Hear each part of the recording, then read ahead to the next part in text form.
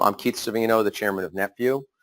As it relates to the buy button, I'm sort of Keith Savino, just a passionate insurance agency principal who's recognized that the way we've done business over the past 25 years has really evolved. In some cases, it's gotten better. In other cases, technology has made it worse. And I'm a technological evangelist. I certainly want people using as much technology as possible, but we have to have real good business reasons behind what we're doing. Otherwise, eventually we lose sight of why we're doing things. So I want to speak about the buy button issue, and I'm also going to demystify what a lot of people think it is as opposed to what it is really. First of all, what is it? What it is not. It is not a campaign about selling insurance online. It's absolutely not that. And a lot of people, when you hear the term buy button, think it's somebody's going to try to convince me why I should do all my insurance sales online. That is not the conversation. It is not a product. There's no product out there called the buy button. This is a concept, philosophical idea around what we as insurance agents should be doing right now. And although vendors might need to build or improve current products, it would really be leveraging existing technologies that a company like Vertifor has already gone down the path of and taking it again to the next level. It does not cost agents money to support or participate in the conversation. In fact, the opposite is true. It's an income opportunity. It's a way to grow your revenue and actually do a better job for your clients. So what it is, it's the ability for agents to get back the binding ability that existed before technology. So for some of you in the room, if you have to translate buy button into bind button, it's conceptual, all right? And the carrier unique sites. So I'm going to talk a little bit about that. I know usually there's a point during this presentation where I sort of see this whole group therapy thing going on because we've all suffered through this, so we can share the moment together. A little history. So how many of you rated a policy in the 80s or 90s? Okay, more hands should go up as I say this. And I give you folks credit for raising your hands about the 80s that are in the room. So I did start in the business in the 80s, and I can remember some of the first personalized policies that I rated were, in fact, out of a manual. And I could go and look at, you know, a 25-year-old male, this, factor, credits, debits, and I could send somebody home with a policy, right? For those of you who did it. Someone could leave your office that day, and they were done. And we had full control over the quality of that account, what carrier they were placed with. We were insurance agents who really did a great job and take a lot of pride in that. We controlled, you know, the quality of the business, and obviously we were held accountable by things like loss ratios, et cetera, right? Okay. The agent was in control. So what changed? Carrier and third-party sites created to make it easier have had an unintended consequence on our ability to actually sell insurance. The advent of predictive modeling impacted our ability to bind in a once-and-done fashion. Because we went from interviewing a client and having the ability to kind of figure out where they might fit best based upon their needs, their type of home, whatever it might be. I'm talking personal lines now, for example, but commercial lines could be the same. You know, somebody walks in a suit and tie and tells you they're a hands-on general contractor and they have no calluses on their hands. You're thinking they're a paper GC, right? This is what insurance agents have done very well for about 300 years. And it's what we still do really, really well, but it's become a lost art. So the concept here is about returning this back into the agent's world like this. We lost our ability to bind in our systems. We must exit the agency platform or rating tool to access those multiple choices. As opposed to in the past, we might have grabbed these two manuals off the shelf, had an idea what the rates were going to be generally. You had an idea which companies were competitive in certain classes of business. You really had a feel for that. It didn't matter whether you represented 30 companies. You still had a feel for that, right? And you also, frankly, probably didn't submit it to some companies that really weren't going to have the appetite for it, as opposed to now, who works in personal lines here now? Okay. What percentage of time do your carriers tell you to quote the personal lines accounts? 100%. So now we have a reporting cost issue. We have distribution of chargebacks issue. We have a lot of issues that got created from technology trying to solve a problem and being able for us to offer multiple carriers. Unique workflows become a problem because now, like in our case, we represent over 30 personal lines carriers.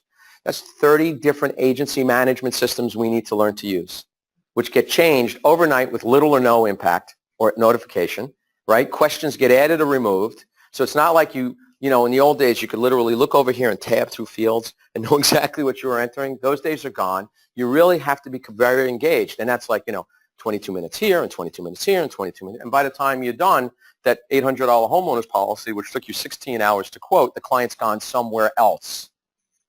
And we should not be surprised over this fact because that is not a really good consumer buying experience. You wouldn't put up with it unless you were an independent agent and you could justify it to yourself. The one-to-one process is what we have now. We need the one-to-many process. Now, the tools and techniques that we have in our systems that we've made the best of, that Vertifor has built, are great. This is not a technology problem. You're going to see this in just a moment. It's really not a technology problem. It's a philosophical problem. Some challenges. Competing with captives and direct writers that work with one system and they can end the conversation with the ability for somebody to actually buy something is really having a negative effect upon personal lines market share. And it will on commercial lines as well. So it's only this far behind.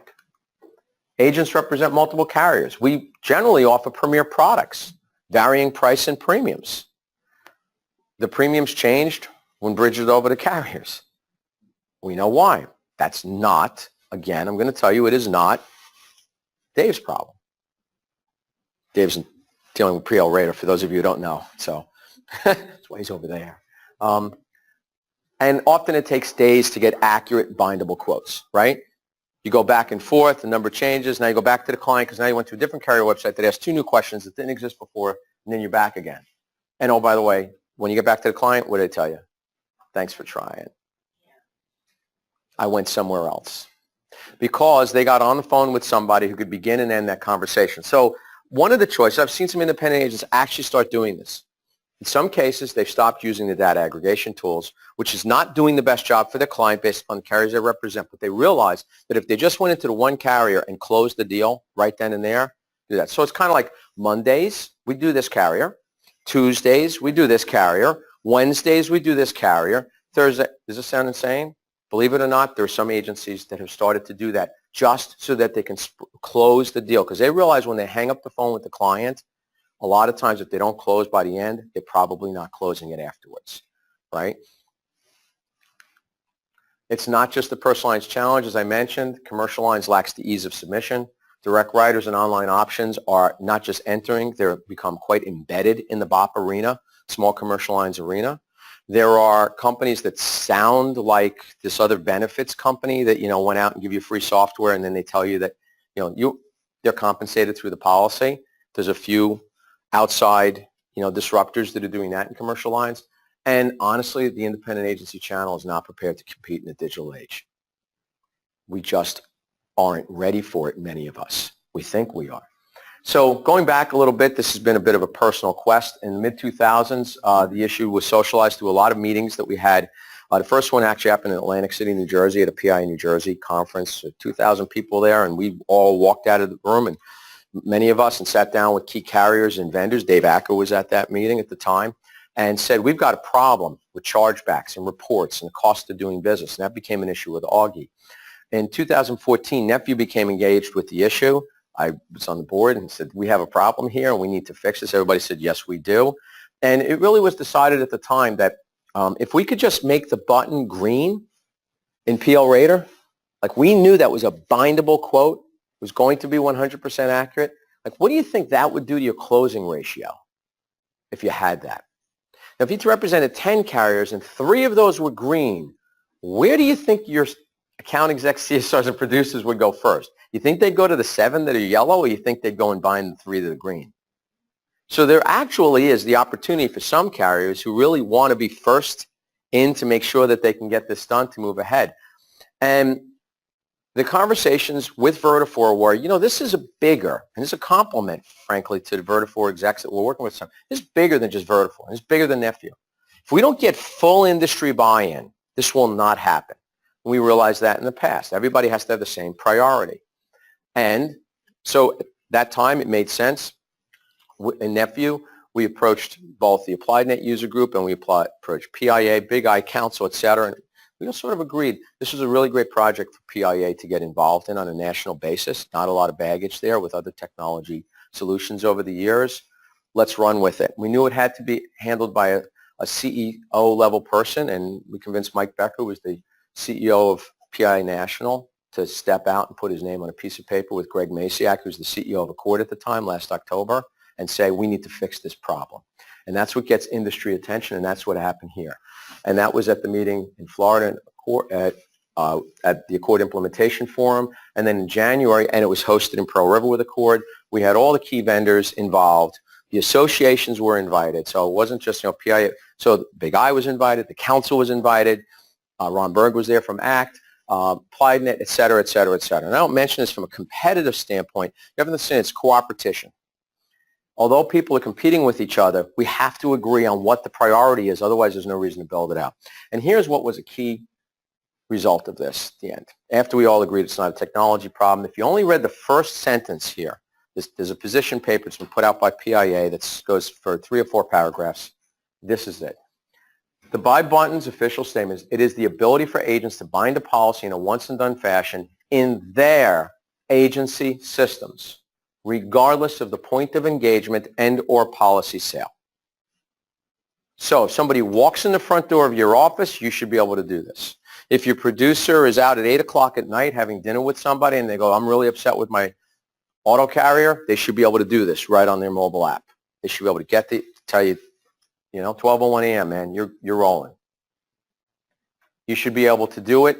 If your producers are out at a kitchen table, you should be able to do it. Whether somebody's at a trade show, you should be able to do it if you're at a kiosk in a shopping mall, whether you're interviewing somebody or not. And yes, you should be able to do it if you choose to provide it to your existing clients in your customer portal. So somebody logs in to reprint their auto ID card, and while they're there, they go, I'd like to buy my home insurance. I didn't know that they offered this. Why wouldn't you offer that to your current customers right now?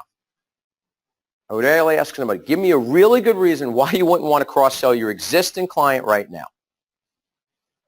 As long as you can control the parameters around coverages, et cetera, you would say yes. And by the way, if you've used Consumer Quote, you can control that. And that's been out for years. What we haven't been able to do is actually sell. We've just been in the quoting business, not in the selling business. Last time I checked, you feed yourself based upon revenue, not based upon proposals. And if you want to provide this to prospects online, you should be able to do that as well. You know why? Because we're independent agents, and that's your choice. So even if you personally would never do that in your agency, don't stop the guy down the street from doing it. Because frankly, if another independent agent does it, they're actually helping you. You should support it. Here's why. Because if all independent agents completely ignore digital distribution, what are we leaving that marketplace open to? There you go. Complete and total disruption by outside disruptors who are capitalized outside the independent agency system world. And what do you think the carriers are ultimately going to have to choose to do? You should not vacate an area and expect no one else to enter it, right? So that's a decision that some folks have made. So what I say is, if you're not ready for it, that's fine. But if somebody else is, that's their choice. All we should decide upon in the industry is that we all have that choice. Right now, none of us in this room actually have that choice. We have to fix that. So the whole official statement, happy to send you guys. I paused, for those of you who needed some light reading. But it goes on to say the technology exists today to empower the agents. And this was the neat part. The 3 major vendors of rating were sitting on a panel next to each other, Dave being one, and Dave was in the room. So both Daves, by the way, because there's 2, Dave Acker, Dave Evans. We're both in the room on the panels, and the answer was this: not our problem. It's not a technology problem. Go to next vendor. What's your thoughts? Agree with him. Not our problem. It's not a technology problem. We can make this happen tomorrow. Go to the next vendor. Not a problem, not a technology problem. We can make this happen tomorrow. So why isn't it happening? Well, agents are partially to blame. You know why? How many of you have sent in a request to make this happen? There you go. So we all know it's important, but not everybody has been complaining about it. And that's why it needed to be a bit of a movement so people could understand you should complain about it. You should want it. You should want the ability to actually sell insurance in your agency. And it sounds like a crazy idea, but last time I checked, we're in the business of selling insurance. And we should be able to do that live, once and done, while we have people on the phone, if that's the way the consumer wants to do business with us. Okay? The statement continues, and we can send it on over to you, but I want to skip to some just real quick, frequently asked questions. And that is effectively that it's an industry initiative that includes the technology capability to bind coverage in real time without the need to bridge to the carrier site. You know, voila. I mean, that's what should really be happening. That will speed up the process and allow us to satisfy the consumer in real time. Okay? By the way, the other piece of this is that if you did offer things to people in a online world or producer on a Saturday, I will tell you the post-sale interview process now becomes really important, which you should be doing anyway, but probably not. And that is, thank you for your interest in, buying jet ski insurance on Sunday afternoon, as a current client. We'd like to ask you a few questions. Or from buying insurance last night from Bob at your kitchen table. We'd like to welcome you aboard the agency and ask you a few questions. So the idea of digital marketing is not about getting rid of people involved in the process. It's actually about reviewing the process that you have now and rethinking it so that you're staying engaged with the client the whole policy period, not just because you quoted them and were lucky enough to be part of the 30% that sold them. Okay. The website piece. What everybody naturally assumes. Now you know better, right? It's not just about selling online, right? We got this part. But if you choose to, you should be able to. And it is an opportunity for agents to reach a segment of business that independent agents we don't maximize on. I remember, agents would say, well, I don't want those types of clients. And I kind of laughed to myself. I'm like, well, okay, that's the 30-somethings where like the 2-year-old and the 4-year-old both have an iPad. I'm like, I don't know. Those sound like really good prospects to me. Not such a bad idea, because at the end of the day, you're still going to be underwriting it. You're still going to be helping to drive business that you want to write. If people contact you and they don't fit into your model and whether it's commercial lines or personal lines, they don't fit into your model, period. Whether that model be administered by somebody who's on the phone, in person, or in your customer portal. They should match each other. That's a matter of us explaining to the vendor what we want to write so that they can make sure that we maximize that. Any policy that could be bound by a customer will be owned by the agency, subject to filtering of forms, limits, and all set in advance by the agent.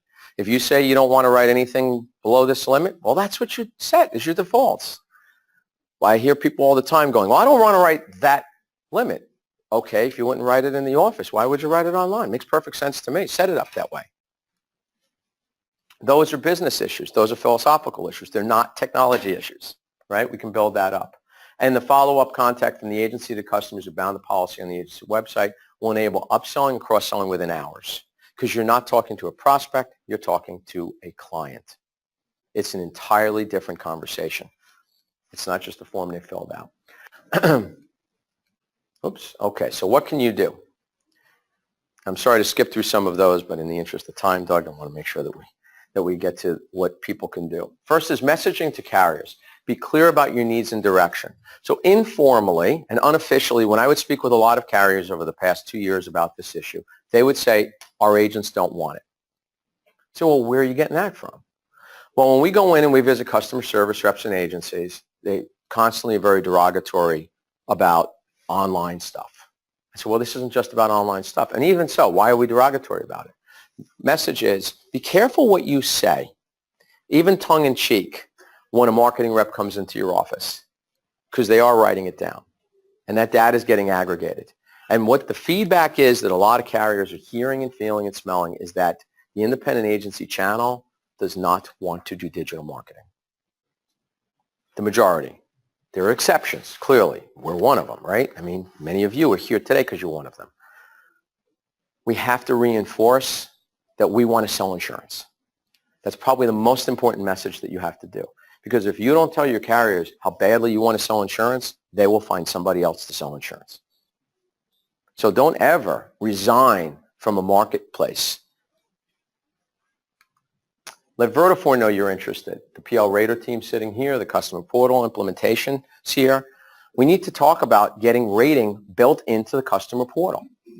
Dave, I mean, to me, that's a no-brainer, right? So consumer at quote should be part of the customer portal. It shouldn't be two separate areas.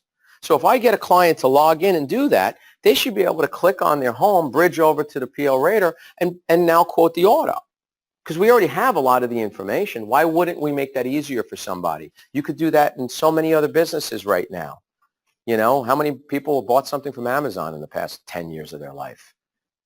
They make it real easy during the holidays, don't they? Particularly if you just looked at something last week. It's amazing how those things start showing up in your inbox, you know. Well, there's no reason why we can't be providing that as well. Volunteer. You knew this was going to happen, right? I'm up here. There's no chance we're not going to talk about volunteering. So if you have a passion for selling insurance, then you want to be involved with NetVU on these initiatives with the buy button. This is not just about being in technology. It's anyone who wants to drive revenue into their agency. Those are the folks that we really need. People who have relationships with carriers are the people we really need to volunteer. And while you may not have been the best candidate, let's say, to I'll be on the commercial lines download group, if you're involved in driving revenue to your agency, you're a great candidate to be involved in the buy button conversation. So now you have a place where you really fit, where you can really help out. And just so you know, on this particular chapter, we do offer high pay, lots of vacation time, a sense of satisfaction knowing that you make a difference in the industry. We also know that as a true volunteer, you would give up all of those things because you realize that you really need to do these things from the goodness of your heart. And that's most important. So we get that, and we're cool with that. Does anybody have any questions on this? Clarification? Is it clearer now than before? I noticed that a number of things are kind of branded with PIA, PIA, PIA. That's the position statement. So the position statement that came out of the meeting where the industry was, that was the PIA position statement. PIA, that was then endorsed, professional insurance agents. Okay. As opposed to Independent Insurance Agents of America or whatever it is. And so these are two competing organizations? No. No one's competing on the buy button conversation. No different than ACT, the Agents Council of Technology, has white papers that are out there that others may embrace. Like NetVU might say, hey, we embrace the ACT perspective on cyber liability, right? And NetVU's done exactly the same by saying we embrace the PIA buy button perspective. All right. So it doesn't have to be branded with PIA, but it would not be correct for me to take the PIA's position statement and remove PIA from the PIA's position statement. That would be wrong. Probably on many levels, including legally. Strengthen our position would be if we could get the IIAA or something to co-lead something so that it could be done Correct. in unison, because it would show unison. Right. So that process has already begun because Ron Berg, who's with the Agents Council for Technology, who's the IIABA, loves the idea and has been involved in it from day one. And like I said, the council, CIAB, was invited to the table as well to participate in that meeting in January. As was, we didn't just call it a Vertafore conversation. It was a Vertafore applied, HawkSoft, QQ, everyone was invited to the table. And when it came to rating vendors, it involved rating vendors that don't even have management systems, that only write business in one state, like Boston Software in Massachusetts. Okay, so we had 200 people who wanted to show up. We only had about 55 seats in the room. People were turned away. I can also tell you there were a dozen carriers in the room that are very, very influential in this neck of the woods, including Safeco. All right, so yes, this was an all-in industry effort. But the same way you might call it the NetVU playbook. It's branded to NetVU. It doesn't mean that it's not shared with Augie. Also, this is one of the Augie and Accord initiatives. So that's all the user groups getting together. And Augie also has industry leaders that you may or may not know of, including, for example, the Latin American Insurance Agents Association out of Southern Florida. Okay, so it's more than just saying Big IPIA Council, because even that, frankly, is just not going to be enough. but it was good to have a national, generic, non-vendor specific organization say this is an important issue for insurance agents. Also, both the PIA and the Big I are part of what's called the digital revolution, and that is that's a co-branded effort by both associations driving these types of topics. So right now, there is a tremendous amount of collaboration. And for those of you who know me, I've been involved in all of these associations. And so to me, I'm not wearing a logo. There's no logo here right now. Although I've been involved in helping with ACT for 15 years, and I sit on a PIA board, and I'm on the NetVU board as a past chair, and the American Insurance Marketing Society's board, and so forth. There's no logos involved with selling insurance. This is really owned by the insurance industry, the insurance fraternity. Okay, so I hope that answers the question with enough passion behind it, that I think this is important enough that everyone has a piece in it. We're all stakeholders. So carriers, vendors, and agents and brokers, to no lesser extent. This is huge for Vertafore. You know, you think about this from a transaction perspective, huge, right? Think about it from a personal lines market share perspective. It's huge. We lose, our closing ratios are way below where they should be based upon the fact that we can't close deals for days. When you start thinking about that, how like archaic does that sound for just a moment? When you have companies building out, you know, apps to click and buy, and, you know, we're in the tech world here. I don't have to tell the folks here in this room who are involved with Vertafore how that's affecting people. And we should never think for a moment that somehow those people are second-class citizens. I will tell you that at the end of the day, those folks who are selling online are insurance agents. We can brand it any way you want, but they are no different than you. They just happen to have contracts with insurance carriers that they get paid commission on. What does that sound like to you? Okay. But somehow, if you package it right with the right website, you can go out to financial partners on the outside and raise tens of millions of dollars on an idea that you are actually doing right now with an existing book of business in your agencies. Hello. You know, it's kind of like the dot-com boom again, right? And that's what's transpiring right now. So I would ask you for your support and your help. If you have any other questions, whether it's now or towards the end, you know, feel free to reach out, you know, to me, to Doug, to Kitty. Like I said, both Daves were involved in this process. Yes, Sam. One of the, and I don't know, you might have delved into a little bit more information as far as, are there certain segments? You mentioned, you know, the 30-year-olds with their iPads, but has there been any data as far as high net worth versus standard market, business owners on the commercial line side? Who, I mean, who's being targeted by this? It really, it's anyone buys insurance. Understand that the market segments, and I don't want to take any steam away from Michael, who will probably talk a lot about this in a couple of minutes, about, you know, the whole concept of digital marketing. People want to buy from people who they know, but they want to do it in such a way that they're comfortable with.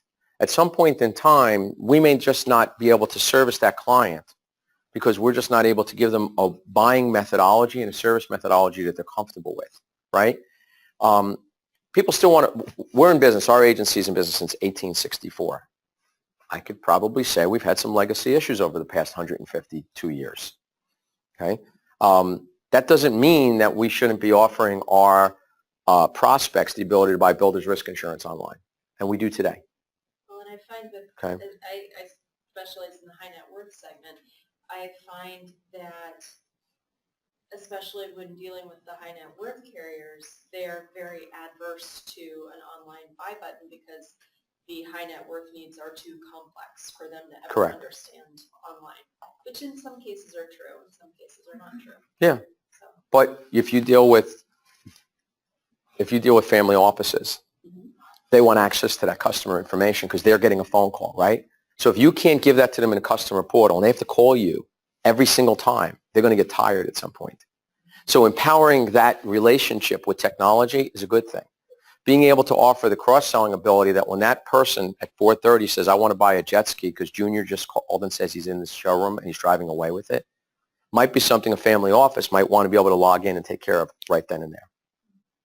See?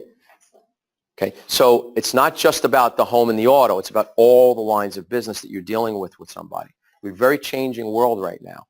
And if you can't do it and your competitor can, guess what's going to happen eventually? You know? So it's all lines of business. And like I said, do not for a moment think this is not commercial lines. The small BOPs that you write in your office are under attack right now. It's a really big deal. And if you don't know what I'm saying, it's just start paying attention, open your eyes, and recognize what's in the process of going on in the BOP arena. And there's really no good commercial lines rating that goes on, right? I mean, it's very challenging for us right now. But I will tell you, we can write a $1,500 BOP quicker than we can write an $800 homeowners policy. Right? Anyone want to disagree with that, right? You don't have a lot of the scoring that goes on. You don't have the reports that go on. It's a very different world. I can write a $5,000 BOP much faster than I can write an $800 homeowners policy, even a motorcycle policy.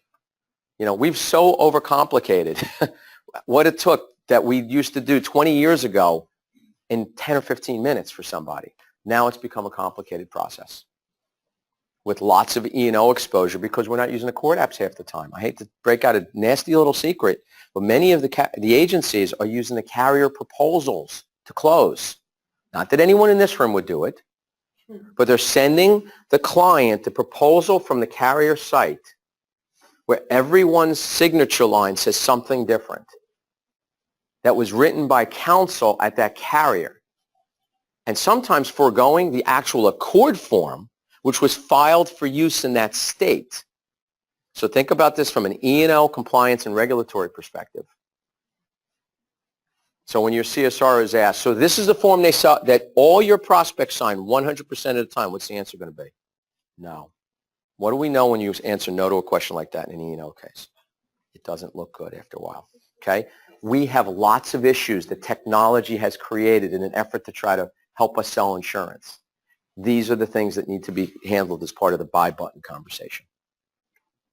Consistency, compliance, you know, security. You know, we can do a better job with it.